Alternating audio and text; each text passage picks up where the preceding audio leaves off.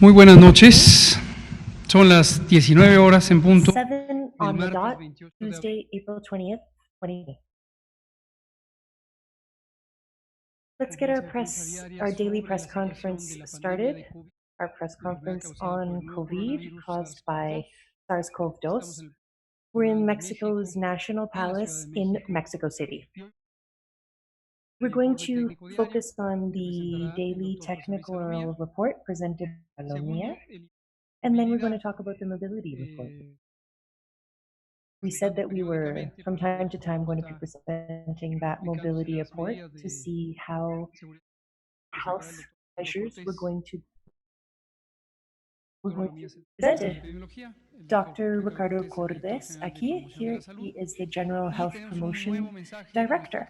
And we have a message from our dear boss, Fabiana, and she's going to be presenting in a video. And then we will go on to questions and answers after that. Dr. Alomia, could you please give us our daily technical report? Good evening, everyone. We're here again at our nightly press conference, and we're ready to talk about the national and international contexts with regard to COVID-19. We're on day 17 of our Susanna Safe Distance campaign. We would like to underscore that it's very important for everyone who's watching us and listening to us on the media and on government channels. Please, we invite you to stay home. Please stay home, and please stay home if you're in a vulnerable group, if you're over 60 years old, if you have hypertension, if you have diabetes, overweight, if you're obese, if you have an immunodeficiency syndrome virus, perhaps because we're receiving some sort of treatment or we've been living with it for some time, or if we have people with chronic obstructive pulmonary disease or pregnant women. Please stay at home. Please, this is a high-risk group and we need to protect these people. So we're calling to all of you, family, friends of these types of people, to please be a support group so that these people can stay at home and self-isolate, shelter in place. These people are... We're on our 60th press conference today, April 28th. Here we'll take a look at the national context. We have a percentage down, the pandemic is contracting. Now we're taking a look at the cases over the last 14 days. And we can see how each day there's a bigger difference between cases that are confirmed on the continent of Europe, and the ones that are confirmed on the continent of America. So we can see that about 40% of cases confirmed in the last 14 days are 1,121,657, and this is about at 48%, so it's about half of the total confirmed cases in the world over the last 14 days. And that's talking to us about where the pandemic is still highly transmittable. Over the last couple of days, in 6.9%. Let's see the update for Mexico. We have 16,752 confirmed cases. These are the cumulative confirmed cases, everyone who has tested positive from a laboratory test for SARS-CoV-2. And then we have, of those cumulative confirmed cases, when we're talking about the active pandemic in Mexico, we have 5,329 confirmed active cases. These are people who have had symptoms, have presented symptoms in the last 14 days. We have 11,220 cases that are cumulative suspect cases. That has risen a little bit. We might have more cases in at another moment. We've had, unfortunately, 1,569 deaths. It's a little bit, and a little bit more than, a little bit over 49,000 people who have tested negative for SARS-CoV-2, and then we have 77,000 uh, people who have been tested. Let's take a look at the cumulative burden of disease. You can see here with the darker colors, with the maroon, these are the states where from the beginning of the pandemic we had the highest number of confirmed cases. On our next slide, you can see this in a different format, and you can quickly see which states have the highest number of cases. And you can also see that others, maybe some states are in a different phase. They're just starting with the transmission phase. On the next slide, we can see the map again, but only with the 5,233 cases that are active in Mexico.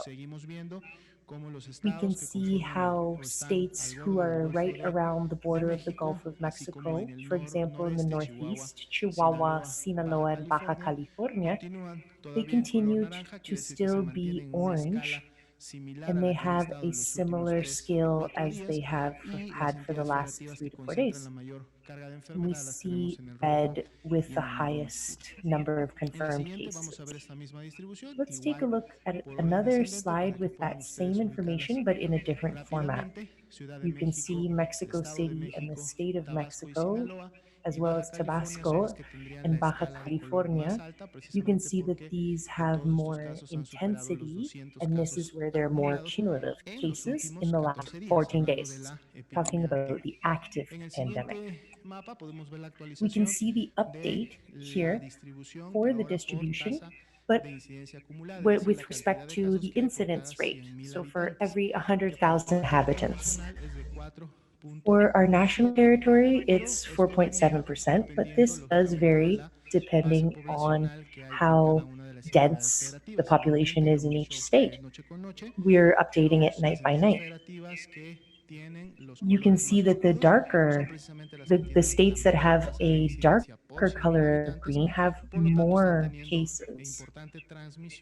You can see that transmission and dispersion is higher in these states. We're going to see that very same information on this next slide, but in a downward grade barcode. Here, this is the distribution of the very unfortunate deaths, the 1,569. This is by date of death. And you can also see here in the higher columns with the yellow color, these are the cases that are still suspect for deaths, but they have not yet been tied to COVID. They have not yet been confirmed as deaths that are caused by COVID. But we can visualize the total number of deaths here.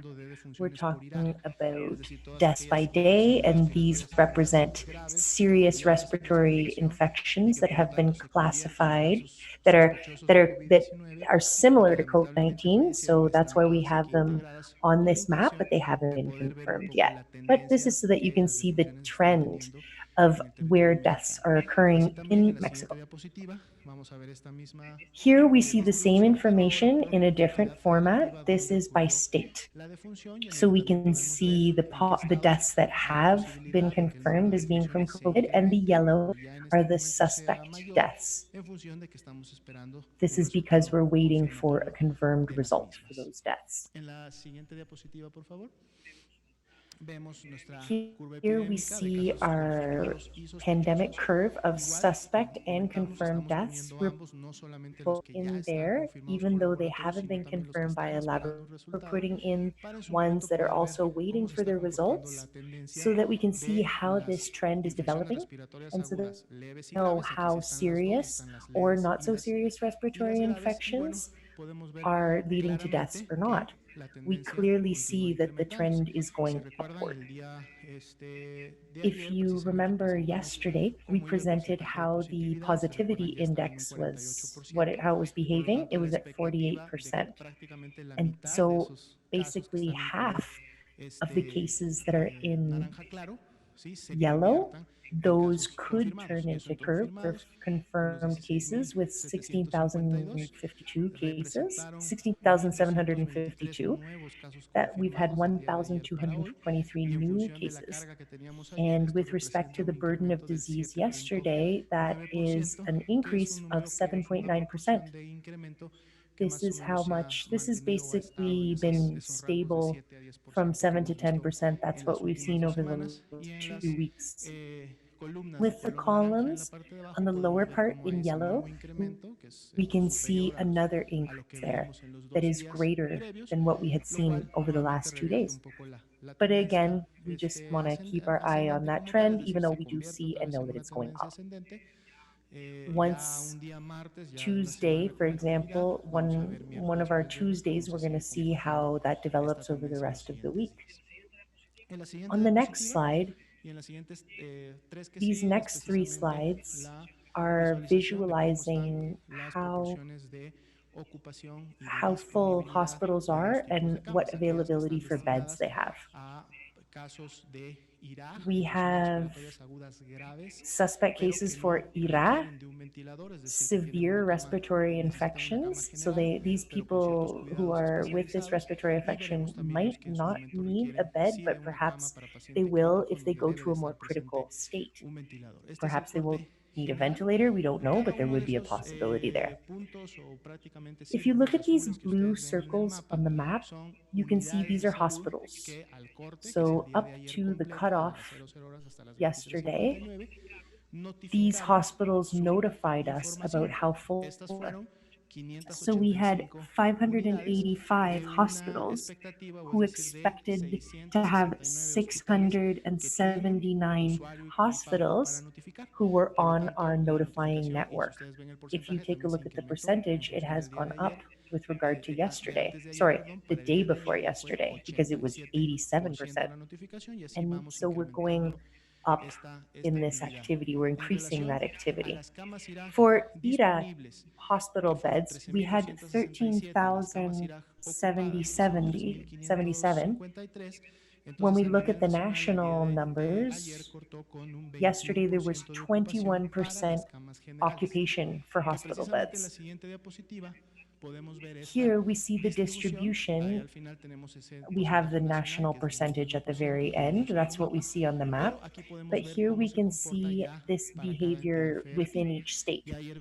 We see that Mexico City had gone over 50% occupation for hospital beds. And Baja California and State of Mexico are right after Mexico City with 44% and 40% respectively. And then you can see the states, the rest of the states who still have a lot more availability. They really do have quite a bit of availability. Here is distribution for beds with ventilators. You can see how in Mexico City, State of Mexico, and Sinaloa have the highest rates of beds that are occupied. Over different sectors that make up our national health system, there is still availability. We can still see there is availability of beds so that we can be attending to these types of patients. But it's important to mention that as the cases go up, serious cases and critical cases also start to go up. And that means that we might see a lowering of the availability of beds and consequently an increase in occupation of hospitals. So We don't want that occupation go up and for hospitals to be oversaturated. But especially for those people who have a serious condition, they're acute patients, we always want to make sure that we have a bed for them so that they can be attended to when they need that attention. That's all for today. Gracias, doctor José Thank Luis you, Alomía, Dr. por Jose su Luis Alomia. epidemiología. Le pido Now, al Dr. doctor Ricardo Ricardo Cortés Corres Alcalá, Alcalá, director general de promoción we de la would love to salud hear from you y now. los Could you presentes please give us today's por report movilidad on en el mobility espacio in the público. public Muchas gracias, doctor. areas? Con muchísimo gusto vamos a ver Yes, we're cuatro going to take a look at 4 diapositivas slides, con and we're la going to take a movilidad. En look esta at ocasión mobility. hemos We've decidido decided presentar los to gráficos present por our estado de la information by República state, con las dos and fuentes we're going to show distintas y 2 different diferenciadas. sources that La are distinct and línea differentiated. azul We son have the los blue datos line, de which la is empresa information from Google, Google. el sistema operativo, y And la then we línea have the amarilla yellow es line, de and that's Twitter. Twitter. Entonces, lo que podemos ver, por ejemplo, What en we can see here, Aguascalientes, for example, como en in los últimos días a Aguascalientes, través de on Twitter in se the ha last couple mostrado of un days on incremento Twitter, en we've la seen an movilidad increase in que mobility. ya llega a cifras de We menos del see that it's gone 50%. up Esto quiere decir que to están numbers that are less ahorita than 50%. recuperando So what does movilidad. that mean? It Invitamos means a that la población people de are becoming more Aguascalientes a mobile because regresar we have a su casa a sorry, they're becoming mantener less informada mobile sobre because esa they are distancia. working with our Baja national California campaign, Susanna se Safe mantiene por debajo Distance, del and we 50% can de see movilidad. how Baja mobility California is Sur, lowered. a pesar de In tener Baja hoy con los California datos de Twitter Sur, un even pequeño with pico de the incremento en la information movilidad, from también ha Twitter, we regresado see that a they have niveles por debajo also lowered del mobility. It's 50%. under Al igual que 50%, Campeche, very como same as pueden the ver, state of las dos Campeche. líneas You van can see the lines bastante there. de la They're mano, very similar. They're como very close to each other. en los otros Just estados like de la in the República. other states. In Coahuila con Coahuila, movilidad we por have debajo del mobility under 50%. 50%, Colima under también, aunque también 50% of tuvo people un moving pico que around. seguramente está And this relacionado is related con to algunos días considerados como having vacaciones. No son days that were vacaciones, es la considered Jornada Nacional de considered to Sana be Distancia. vacations, but it's not vacation. Chiapas, We're working a on our través de Twitter, Susanna muestra Safe Distance también national reducción campaign. de menos del We have seen one 50%. Hay reduction of less than que hacer 50%, también unos which tells recordatorios us por that we parte need de to do more nosotros y por parte de reminders. las We need to autoridades be locales reminding people. We de need estar local en casa, al authorities to igual remind que people to stay at Chihuahua, home. que And that's the también, a pesar de same que había situation in estado Chihuahua bastante as también well. por debajo Even del though it had been under 50%, ha tenido 50%, it has una had pequeña a recuperación little bit a of través a del monitoreo raise. de Twitter. La siguiente, por We've favor. been of an increment, and we've been watching that on Ciudad de Twitter. México se mantiene por In debajo Mexico también del City, it is also 50%. below Durango 50%. por arriba Durango is a del little 50%, bit above también con un 50%, and they've pico had a importante. little jump Guanajuato there. por debajo del Guanajuato is below 50%, al 50%, igual que same as Guerrero, que Guerrero, también mantiene which picos has had some de little altas y jumps, bajas a little ups través and de los downs. usuarios And de this is Twitter. information from Twitter El estado de users. Hidalgo, que The fue state uno of de los que Hidalgo habíamos was a reportado state that con we had menor presented as a place with movilidad very little mobility en el último in the reporte que last hicimos report en that un we made. índice combinado de And estas with dos the fuentes. index of these Aquí two sources vemos por together, qué. we can Aquí see vemos por why. qué We can hay un see impacto why there has en been la reducción impact de in la terms movilidad of a nivel less estatal, people moving dado around, que los because usuarios de Twitter Twitter están users are mostrando mucha movilidad en el estado de showing a Hidalgo, lot of movement diferente a lo que in presenta el estado de Hidalgo, which is Jalisco, different que from en the state ambas of fuentes Jalisco. muestra Both un of these franco sources descenso are en la showing movilidad a total ciudadana, decrease in tanto de citizen Google como movement, and we're de getting that Twitter. information Al also igual from que el Google. estado de And México, que that's the está same rayando in el Mexico. It's 50%, under los invitamos a 50%. disminuir We would like más to invite la you to movilidad en el please estado de stop moving México para around lograr so much, move around aplanar más less, la curva. and flatten this Y en el estado de curve. Michoacán, And in the state aunque of ya recuperaron Michoacan, we estos can see that números the por numbers debajo are del below 50%, también 50% hubo there, un but there pico was ahí a little de bit of a jump actividad a there. través de las And we cuentas de see this Twitter. La siguiente, por through favor. Twitter users reporting the activity. Morelos también muestra por ahí Morelos also incremento displays de an actividad increase ambas in movement plataformas. from El both estado de platforms. Nayarit In también Nayarit, they recuperando have recovered buena a disminución de la good movilidad, al igual que lowering Nuevo León of having y people Oaxaca. circulating. Puebla In por debajo del Oaxaca, 50% it's también, down. Puebla, it's bastante below 50%. aceptables los So números, these aunque are también, good como pueden numbers. You can observar, observe en them esta yourselves. semana You can see how hay un this pico week there's a de jump movilidad, in al igual mobility. que en same as in the state of Querétaro. So we are very close to 50%. We really need to be under 50%. We would really, really like to be under 65% so that we can mitigate the curve. In Quintana Roo, we have the two lines very much together. We do see a great decrease in people moving around in the public space though. This is our last slide of this report. Sinaloa, under 50%, same as Sonora and Tabasco. They are displaying a decrease in activity according to Twitter information. Tamaulipas, same, right around 50%. Tlaxcala has diminished even after we saw quite a jump in mobility, but that has gone right back down. Veracruz, Google and Twitter tells us that there has been an important decrease there in mobility. It's around 50%. Yucatan is also below 50%, and Zacatecas Google is showing us that there is an important decrease there. And these levels are important because of just a week ago, they were up at 70%. But thank you to Twitter users.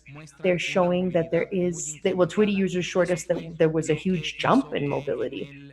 And with regard to the previous report, we saw that people had been changing how they were moving around. And that was the information that we got from Twitter. So it doesn't even hit 25% there. So in general, the Twitter users, they're right now at home, just like us being here. Please, Susanna, safe distance, respect our campaign, our national campaign, and stay home. Good. Thank you, Dr. Ricardo Cortés. And just so that everybody can remember this information, we have monitoring from February 15th to April 27th. That's what Ricardo Cortés was showing there. Now, let's have our video from our big boss, Fabiana. From our our head of staff. When our health professionals come into contact with patients infected with COVID, we have to be very sensitive because that person is also afraid. That person is also worried because their life has changed. They don't have contact with their families. And from one day to another, they've been notified that they're suspected or infected with COVID, and they can only see health professionals. And we're their family. We're their family for now. And we're a big family. Mexican government. Gracias, la jefa Fabiana, la maestra Fabiana Cepeda Arias, jefa de la División de Programas de Enfermería del Seguro Social. Thank you, Fabiana Cepeda. She is the Chief of Nurses at the Social Security Institute. We open up the Q&A. We have more times because we have fewer people today. Go ahead. Daniela Pastrana de Pie de Página. Thank you. I'm Daniela Pastrana from Pie Página. In the UK and Italy, there's data about a certain variant of the virus that's creating inflammation among children. I wanted to know if you have information about that. And you've already explained this to us, but throughout the week, we've heard of many cases of, people around us not feeling so good. So we would like to know what to do if somebody around us has a headache or if they feel bad, if they start to feel ill. When do we know if they have to go to the hospital? What should people around them should do? We may be working with somebody that And so Sobre that's it. Thank you. lo que comenta de ella, para May comentarla, impact efectivamente vimos notas children. de prensa donde se menciona We esto, really do tratamos de not rastrear si se have trataba de un reliable estudio information científico, de yet. un I informe did técnico read the news about it consistente, and no lo I encontramos, tried las to track fuentes it parecían ser down más to a anecdóticas technical report que or documentales to formales, medical pero lo seguiremos research. buscando I y en couldn't caso de que find exista anything. alguna It información útil, con basically mucho gusto seems that la it compartimos. was more informal Sobre su news, segunda but pregunta, we will Daniela, continue to gracias por hacerla search for that y information. And espero que if esté there are any presente findings, esta we will pregunta share them with you. a través de About your las second question, comunicadoras Daniela, y thank you. Thank comunicadores you for para asking también que that. la And sociedad it's lo great retome.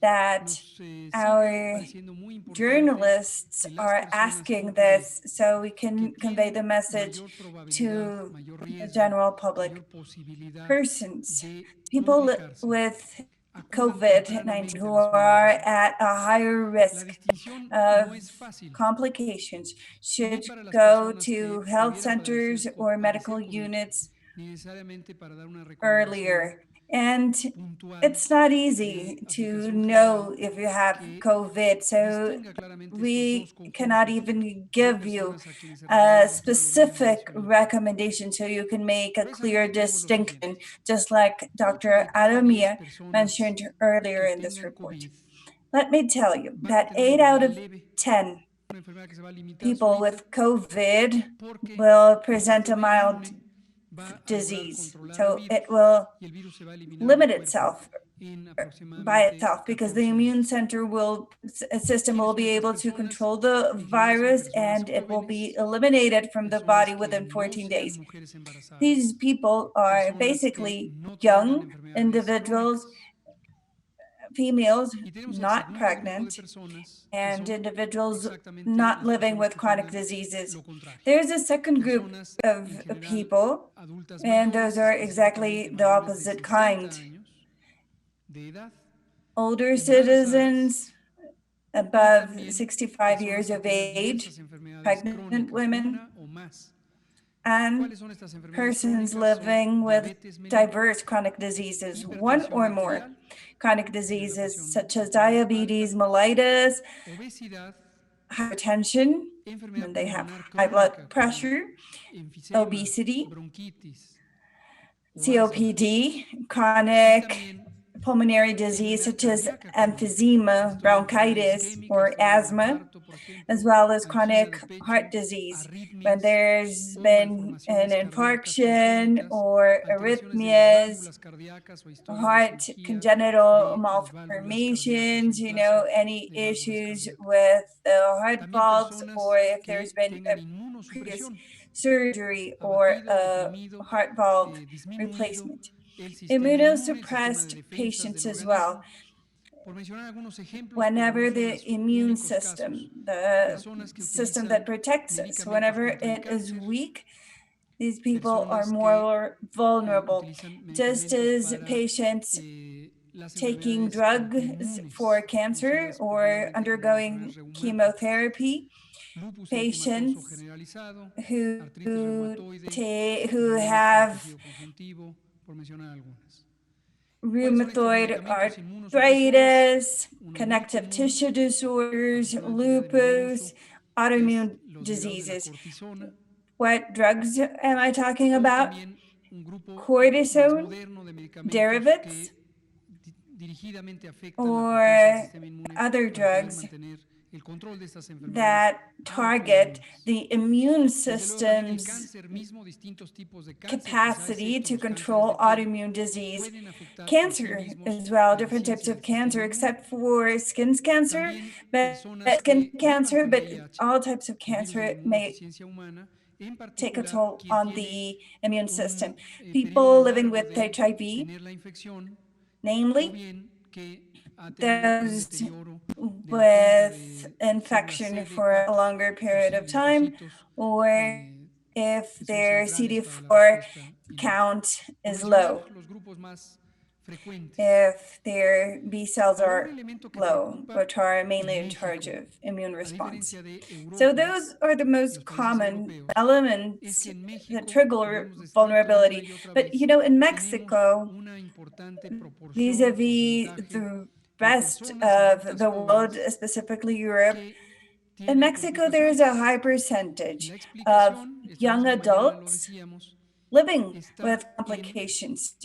And you know that earlier this morning we were talking about the reason why there are so many people in Mexico who are young and they still have one or two of those complications. Obesity. As you know, Mexico is the country in the world, or it's not number one, but it's always in the top three countries leading with obesity throughout the world. And when it comes to children, obesity, it is number one. And our population also lives with diabetes and hypertension, which is directly involved with malnutrition. Before the coronavirus situation, for 50% of deaths in Mexico, because around 600,000 people die on an annual basis in Mexico. You know, in 2018, 720,000 people died, and 50% of the people who died in that year or in the past was due to malnutrition, basically related to the consumption of three substances. And it's always excess of salt. Salt is a risk factor for high blood pressure, excessive sugar or sugars, because there are different types of sugar. They're a direct risk factor both for obesity and diabetes. Excessive fat, it's a direct risk factor for cardiovascular disease and for brain vascular disease, as well as excess of calorie consumption. So, as we all know, foods with these components are highly industrialized products with poor nutrition value, and they're high in calories. Therefore, the Mexican government created a multidisciplinary and multifactorial policy control chronic diseases by implementing different mechanisms that will modify the food available to Mexican citizens. The public health science has shown us that what you eat does not only depend on what you decide to eat, but it also depends on what there's available around you. And we know in Mexico there's excess in the supply of soda, sweetened beverages, and high-fat products. And you know, it's even more expensive to buy fruit, to buy vegetables, or food high in protein is more expensive than buying a low quality type of food. So this is the main cause or the main impact of this pandemic. You know, this is a specific feature of the pandemic in Mexico. So going back to your question, Daniela, once again, I would like to emphasize for the general population that if you have some type of chronic disease, or if there's family history of, let's say, diabetes, or your mother, your father, your brother, your sister, your aunt, if there's history of diabetes in your family, you will find yourself in the highest risk group. So wait no longer. If you have cough, fever, sore throat, if you have a headache or muscle pain, joint pain, fatigue, if your eyes are wetty, or if you have a runny nose, if your eyes are red, if you feel those symptoms at this very moment of the pandemic, it's very likely that you have COVID. And if you're a pregnant woman, or if you have a chronic disease, or you have family members with diabetes, you should, if you don't have those symptoms, you should be even more cautious, and you should go to the doctor as soon as possible. You should go to the doctor just for a checkup.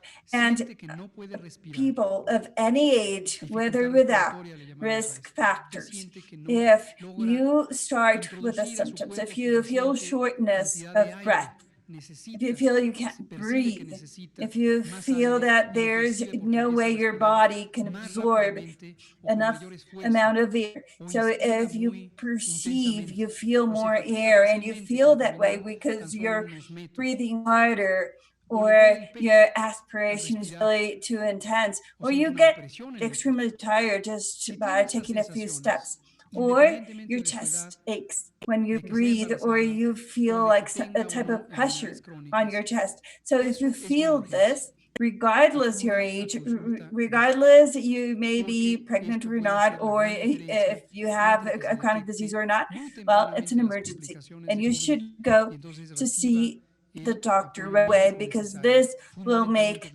the difference between early COVID detection, so you can get the necessary medical support, which is basically oxygen, and just getting there too late with advanced complications. Thank you, Daniela, for your question. Where to go? You can go to the different health institutions. You can go to the Social Security Institute, you can go to the clinic, you can go to the family medicine unit of your neighborhood, or if you are a public system worker, if you are a member of the ISSSTE, you can go to an ISSSTE hospital. If you are not insured, there are different health centers throughout Mexico City, throughout the country. You can go to the general hospital of your city, of your town. And there's something else. If you need advisory, you can call 800 for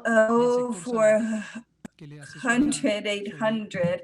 This is the number. This is the toll-free number of the health sector, and you will get advisory about what to do. So if you feel shortness of breath, if you feel pain in your chest, or the symptoms I just described, and if you feel it's an emergency, you can also call 911, because that's the universal number to address healthcare throughout Mexico. And for over 2 months and a half, we have been disseminating the news that first responders through 911 will help you locate the closest hospital, the nearest health center, and they will give you medical advisory as well.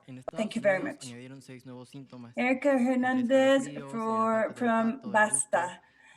Doctor, in the US, 6 new symptoms have been added. Chills, lack of taste, smell. Have you done the same in typical pneumonia? I would like you to clarify the situation, the differences between COVID and atypical pneumonia. Let me ask the first question. Yes, there is a loss of taste, loss of smell, and, the chills among patients. These are all symptoms of acute respiratory diseases, and not only SARS-CoV-2, adenovirus, metapneumovirus, other coronavirus, all damage the respiratory system's surface. And as we all know, it starts in the nose, and ends down in the lungs. So when the mucosa gets inflamed, which is the internal part of the nose, when there's inflammation, there is tissue damage, which may impact how we taste or how we smell. It's generally temporary loss, and people who recover, they can even go, through months or weeks without recovering taste or smell. It doesn't mean if they present these symptoms, it doesn't mean that they'll get worse. It doesn't have anything to do with that. And feeling irritation, feeling that, and that person starts trembling without any control. And of course, it's the mechanism prior to fever. About atypical pneumonia, let me tell you. Pneumonia is a clinical syndrome. The signs and symptoms are lung inflammation. Okay, we have two, and one or both can get more swollen, they can hurt, and we can have diffused inflammation, as opposed to bacterial infections that will focalize or localize on segment of the lungs. When this inflammation comes from a virus, it means that there's pneumonitis. Itis, the itis suffix means inflammation. So pneumonitis is the inflammation, the lungs, but the medical term is pneumonia. But if it's caused by a virus, it's called pneumonitis, okay? But it's the same. In the event of a typical pneumonia, which is a specific medical technicality, it identifies imbalance between chest x-rays, and that's what we had in the past, but today we even have chest CT scans.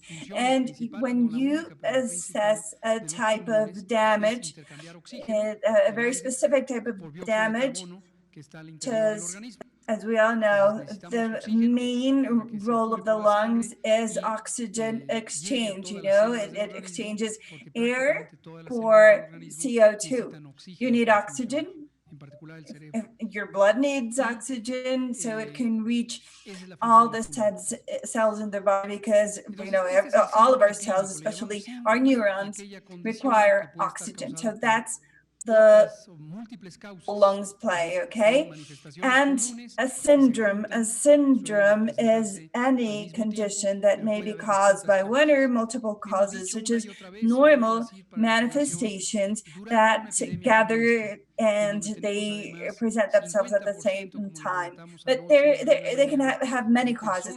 And during this type of epidemic or a pandemic, as we said yesterday, there are around 50% of persons that are SARS-CoV-2 positive. So we have to say that all of typical pneumonias are COVID, unless otherwise demonstrated, okay?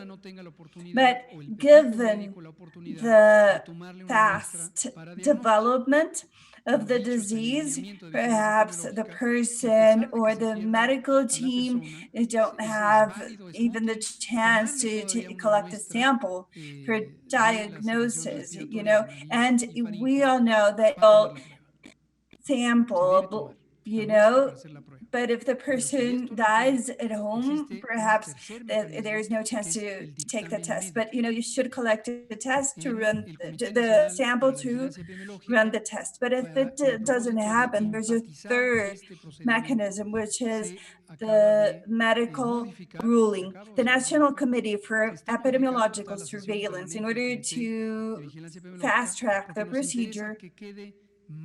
is currently amending the permanent, the committee is in permanent session right now because, you know, dictaminations or rulings have always been a part of epidemiological surveillance, but that's what we need as well. And a medical ruling is review of evidence, okay? So review of the medical file, the medical chart by experts that will say, given the patient's history, we know that 7 to 10 days prior to showing symptoms was in contact with a confirmed COVID patient, or due to the chest x-ray and the progression of the disease, perhaps this patient has COVID. So the rulers, the dictaminators from the health department will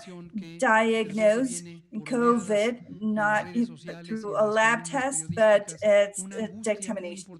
You know, it does draw my attention that on social media and on the press, every once in a while there's despair or even anguish for a typical pneumonia, but it never comes along with respect or love or compassion for people who went to lose their lives. It seems more to me as an obsession to remain ignorant or to remain confused, although I've explained it many times, but I'm pleased to explain it as many times as you may all need. Good evening, Dulce Soto from the Reforma Journal. Do you know how many intubated people die or get better? That's the first question. And I would also like to ask you if you have an occupational profile of the people who get the disease. Is it drivers? Is it factory workers? So what's the occupation?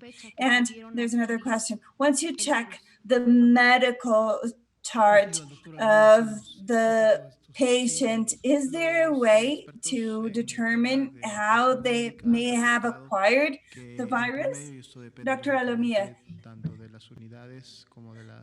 medical experts have all reported that, and of course, this depends on the different units and federal entities. The average is 60 to 80% of patients in critical condition who have mechanical ventilation and intubation, 60 to 80% die. Your second question? Occupations. If you have a type of classification, if you have broken down the patients according to their occupation, there is a distribution. Let me check the information, the specific information, and I will give it to you because an analysis has been made. And it turns out that there's a category inside the network that asks them, you know, occupation, employee is employees. So most of the people who are sick, they're an employee. That's what they write down during when they fill out the form, or that's what they say when they're asked, but they don't describe their specific occupation or task. But it's one of the variables of the epidemiological study. And I think that 40 to 43% claim to be employees.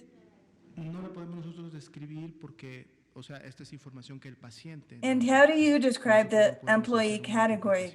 So there's not a way for us to describe that because it's information provided by the patient. We cannot interpret anything beyond what the patient has just told us. Atypical pneumonia deaths that are pending results in case lab tests have been run, should they be added to deaths due to COVID-19? Not all of them, not all of them. That's why we have to follow through the positivity percentage, because it's a reflection of a predominance of infection causes with SARS-CoV-2 as regards other potential causes. Some of them are infectious, some of them aren't. On the other hand, not all X-rays or epidemiological or clinical features are necessarily compatible among the different patients with the presumption of having COVID. So it's not just a statistical matter. You cannot just add things up. The clinical experience of the persons acquainted or who have been in contact with a person is key, so we can determine something more specific. Continúa con la variable de antecedentes, en donde se exploran en un momento determinado, se hacen preguntas al paciente de dónde estuvo en los últimos 14 días, incluidos si hubo algún antecedente. Still explore and ask patients where they have been in the last 14 days, and we still ask them if they've traveled recently. And that information is out there in the database. And I would just like to remind you that epidemiological studies include over 120 variables, and the main ones have been chosen for disclosure of the public domain, but via email or social media texts, a lot of people request additional variables. So that is analyzed and processed. And if the information provided does not meet the criteria to protect the privacy of patients, then that information continues to add up to the database. Thank you, Dr. Alomia. Dr. Ricardo Cortez has a comment. Thank you very much. The question is, where did I get the disease? I believe that we've just described the differences between scenarios and phases. In phase one, it was important to know where the virus had been imported from. In phase two, we don't have the chance to do that anymore. And in phase three, even less. So the main question should not be, where did I get it, but why did I get it? Did I get it because somebody spit on my face and I didn't realize it? Or was it because I didn't wash my hands before touching my mouth, nose, or eyes?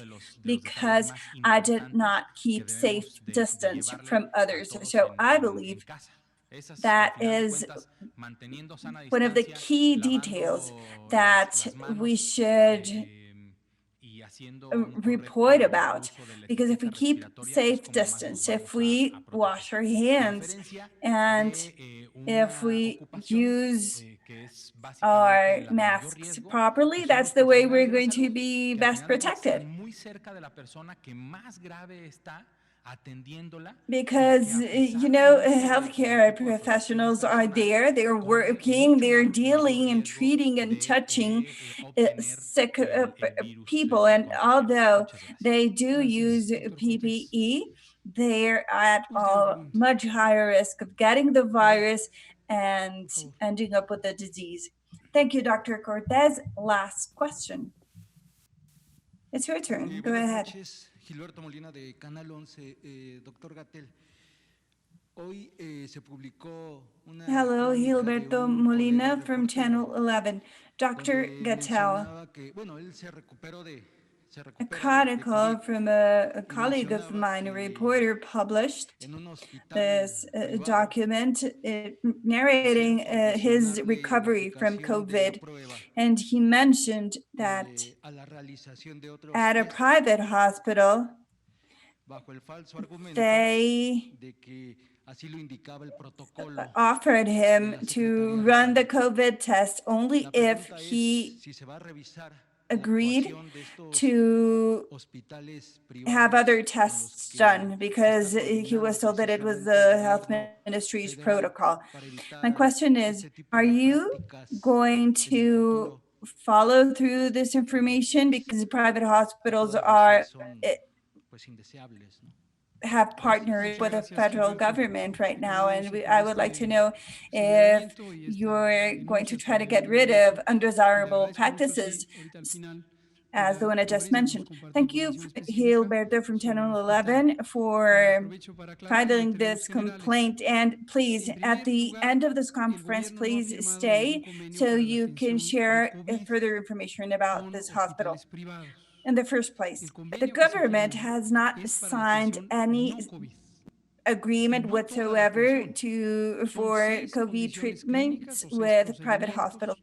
It's basically an agreement for non-COVID patients. And we're talking about 6 medical conditions or six medical procedures. I don't remember them right now, but it's pregnancy, cath labs, ulcers, bleeding ulcers, or acute cystitis, cholecystitis that require surgical procedures. So we're talking about 6 medical conditions that were chosen because they're reasonably frequent. So our goal was that public institutions will free their space by transferring or sending their patients to certain private hospitals. So it's not to every private hospital, and it's necessarily to fulfill all the treatment of all diseases, okay? So it's the Social Security Institute that signed an agreement. So although some patients may get treated at certain private hospitals, will not be charged at the regular private hospital rate, but they will be charged by the Social Security Institute standards.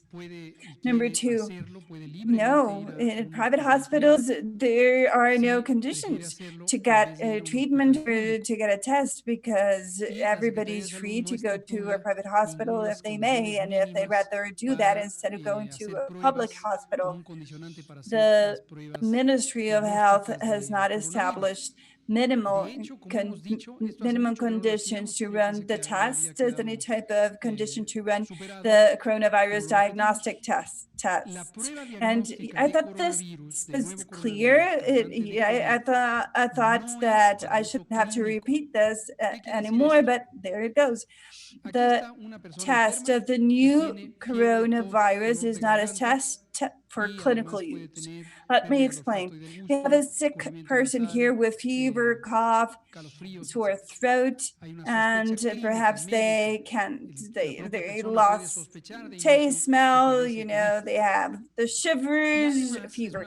There's clinical medical suspicion, and the person is in doubt if they have COVID. And we're also talking about a patient with a higher likelihood of complications due to the reasons I previously explained. The physician does not need to run lab tests to validate that the person is infected with coronavirus to make the medical decision to protect and to give medical treatment to the person in front of them. Because what's relevant in that case is that if there's pneumonitis, if there's lung injury, if there's acute pulmonary damage, as the syndrome is known, and if there's not enough blood oxygenation, they will require oxygen. If we're talking about a patient with mechanical ventilation, or if they're not as severe, if they're not using a ventilation, perhaps they are in a different situation, but you don't have to prove the fact that that person may have a COVID. And the purpose of this treatment is epidemiological surveillance. So it's acknowledgement of the speed of transmission and how many people have been affected by the virus. So tests must not be conditioned to private hospitals that have proved their technical capacity. Perhaps they went through an examination by INDRE, by the WHO, and that's it. That's why they're part of the system. And, you know, the test costs, you know, like over 2,000 pesos, just so you know. The cost of the test is 2,000 pesos, but please give me that information. We have ended today's conference. It's Tuesday, April 28th. Thank you very much.